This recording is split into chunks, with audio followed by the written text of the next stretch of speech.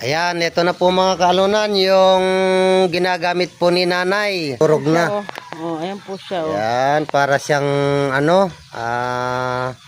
saluyot o yung conditioner.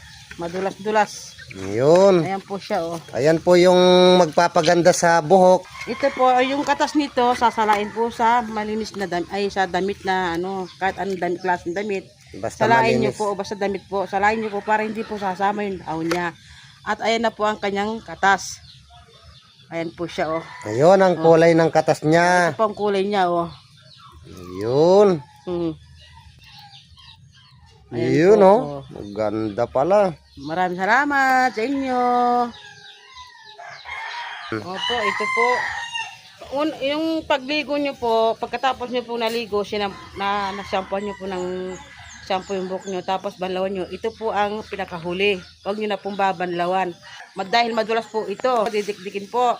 Tapos po, iano sa buhok. Pagkatapos, huwag na pong banlawan.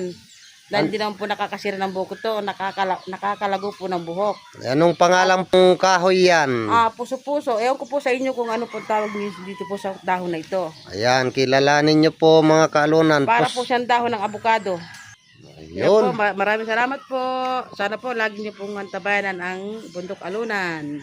Yes, maraming salamat.